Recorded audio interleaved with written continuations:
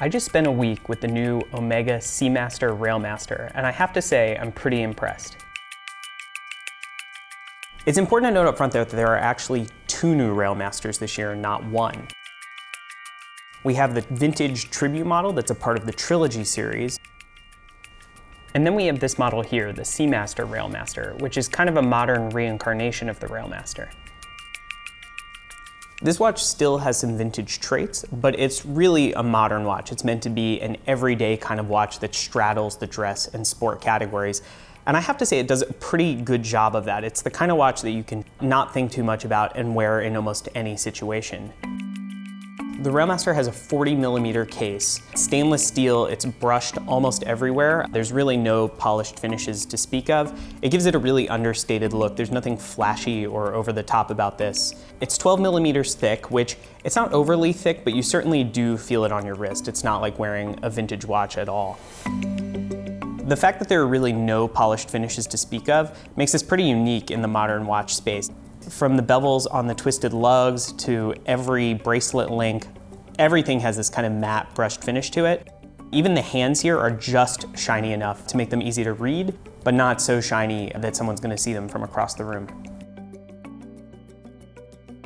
The execution of the dial is really nice. This is one of those dials that if done poorly could have been kind of a mess. But the brushed finishing and then the lume is actually recessed into the dial right along with the chapter ring. So you get this very clean finish, but with these little points of interest around it. There's the little crosshairs at the center, there's the 12, 3, 6, and 9 markers, and then the fact that the Railmaster signature matches that kind of aged lume color that you have on the hands and the markers. Probably the coolest thing about this watch though is completely hidden behind the closed case back, and that's the caliber 8806 movement. Omega has been really pushing on the movement front the last couple of years, and it's something I think they don't get enough appreciation for. So this movement is a master chronometer. It has the METAS certification, which is exclusive to Omega right now. It has a coaxial escapement, and this watch is anti-magnetic to 15,000 Gauss. So what you're getting in this kind of everyday, easy to wear watch is an extremely technologically advanced movement. All of that brings us to the price. The Seamaster Railmaster will set you back $5,100 on the stainless steel bracelet and $4,900 on the leather strap.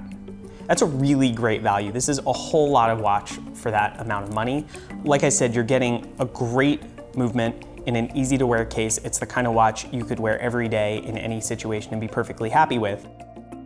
In the end, it's hard to think of another watch on the market today that offers a better combination of kind of low-key vintage style and technical modern watchmaking than the Railmaster.